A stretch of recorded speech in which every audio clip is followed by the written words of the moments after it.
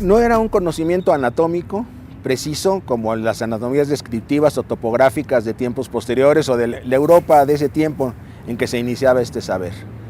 Ellos conocían bien los órganos a partir de la guerra, no de disecciones, pero fundamentalmente pensaban que cada órgano tenía una correspondencia con una parte del universo y que estaban establecidos de manera que actuaran armónica y dinámicamente de acuerdo a la misma estructura del cosmos. Conocían detalles como los necesarios para suturar heridas, para cuidar traumatismos, para atender ciertos problemas de urgencia, pero no les interesaba el detalle anatómico, les interesaba el símbolo y la correspondencia con el universo. Los astros y el cuerpo.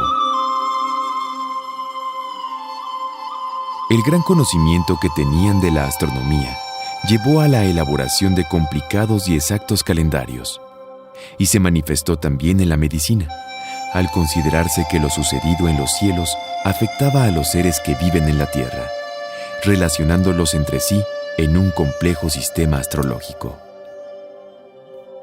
La bóveda celeste era dividida en 20 casillas, y los astros identificados en ellas determinaban las influencias que emanarían hacia los demás planos del universo.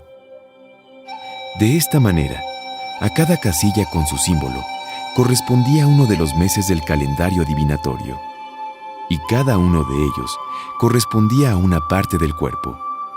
Por ejemplo, el signo Olín, que significa movimiento y temblor, se asociaba con la lengua. Zipactli, que es el animal monstruoso de la tierra, con el hígado. Los náhuatl van a considerar las enfermedades con un todo relacionado con el medio ambiente, como habíamos hablado en algún momento. Entonces están en perfecta armonía con los dioses, con los espíritus, con las entidades que van a rodear al mundo. Entonces en un momento dado hay una intrusión de estos espíritus al cuerpo que van a causar un desequilibrio y causarían la enfermedad. Lo mismo también si hay un exceso de frío o calor que ingrese al cuerpo y pueda causar también este desequilibrio y causar la enfermedad pues, por frío o caliente, por descompensación de temperaturas. Una de ellas son las anginas. Las anginas o amigdalitis, que ahora les llamamos, puede deberse tanto al calor por una insolación expuesto o al frío por haber pisado el agua. Entonces hay que diferenciar si es por frío o por caliente el desequilibrio. Enfermedades causadas por los dioses. Había dioses cuya personalidad se asociaba con alguna enfermedad. Tlaloc, dios de la lluvia, considerado un dios no maléfico, era causante de enfermedades relacionadas con el frío o el agua, como las hinchazones y edemas, la hidropesía, el morir ahogado y el golpe de rayo o de centella, entre otras. Paradójicamente, los males que enviaba significaban un premio, ya que quien muriera a causa de alguno de ellos iría directamente al Tlalocan, su paraíso, en el que existía todo género de alimentos y delicias naturales. Si alguien era alcanzado por un rayo y sobrevivía, significaba que Tlaloc le daba al lesionado una fuerza especial y que había sido elegido por el dios para colaborar en el control de la lluvia, el granizo y la curación de las enfermedades. Se asociaba a Xipetotec con las enfermedades de los ojos y también de la piel, como ampollas, llagas, sarna, e incluso se le relacionó con la viruela que se presentó por primera vez en agosto de 1520. La Cihuateteo, espíritus de las mujeres muertas durante su primer parto y que acompañaban al sol en su descenso, podían vagar en la tierra durante el ocaso, provocando enfermedades a las mujeres convalecientes o niños pequeños, con los que se topaban durante sus recorridos. Tal vez la enfermedad más común, provocada por la presencia de seres sobrenaturales, es el llamado susto, el cual es una enfermedad peculiar, caracterizada por la pérdida total o parcial de una de las almas. El tonali, como consecuencia de una impresión brusca e inesperada que provocaba un vuelco al corazón, ocasionando el desalojo del alma. Los síntomas indicaban falta de energía vital. Se consideraba que algunas enfermedades eran de origen mágico, porque eran provocadas por la acción de los hechiceros, genéricamente conocidos como hombres búho o tlacatecolotl. Entre estos últimos se encontraban los teyolocuani y tecotzcuani, que simbólicamente comían el corazón o la pantorrilla de sus víctimas. Las enfermedades que provocaban los hechiceros podían ser de cualquier género, pero era común que las víctimas se fueran consumiendo hasta la muerte.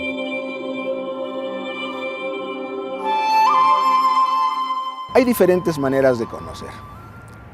Por un lado tenemos relatos escritos, provenientes del siglo XVI, los testimonios de los propios conquistadores, de los cronistas, de los frailes que llegaron a evangelizar.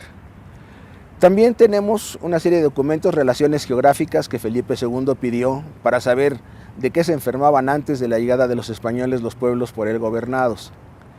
Pero también tenemos algunos códices indígenas con atisbos muy interesantes, registro de epidemias, por ejemplo. Y por último, las representaciones artísticas en figurillas, en pinturas, en bajorrelieves y aún más, huesos. Las enfermedades que tienen repercusiones óseas van a encontrarse y las podemos estudiar hoy en día en los restos que se han encontrado y que se han excavado en diferentes sitios en México Central. El Códice de la Cruz Badiano es uno de los documentos más importantes acerca de la medicina prehispánica. Por primera vez en el mundo, su autor Martín de la Cruz habla de una enfermedad del corazón, la angina de pecho, en la que el pecho se siente oprimido como por una represión y se halla angustiado, por la presencia de flemas viscosas llamadas aláhuac que comprimían al corazón. Tuvieron que pasar 200 años más para que Heberden, en Europa, hiciera la segunda mención de esta enfermedad. Los tratamientos médicos. Un buen tratamiento médico siempre estaba orientado a atender de manera integral las causas y los síntomas de las enfermedades, de manera que no se le podía concebir sin que se buscara al mismo tiempo neutralizar la acción punitiva de los dioses, las de los seres malignos y las de los hechiceros, a fin de intentar corregir los desequilibrios que estos provocaban. Cuando se quería eliminar una epidemia, se debían pronunciar las oraciones dirigidas a Tezcatlipoca, en actos públicos que reflejaran la humildad que se tenía ante el dios, pero también la riqueza y el poder del pueblo que elevaba sus ruegos. Lo mismo ocurría con los niños enfermos y con la pérdida del tonali, para cuya curación era menester pronunciar las oraciones propias de Ixtliltón, y luego darles el agua limpia que se guardaba en los cántaros dedicados al dios. Cuando el terapeuta se dirigía a un ser menos poderoso, procedía a atemorizarlo y a ordenarle que abandonara al enfermo, tal y como hoy conocemos los llamados conjuros. El médico en ocasiones se presentaba como el representante de algún dios al decir: «Yo soy el sacerdote, el Señor de las transformaciones». En otras se identificaba como el propio Dios, como sucedía al decir que era Quetzalcóatl en el conjuro recitado previamente a la reducción de una fractura.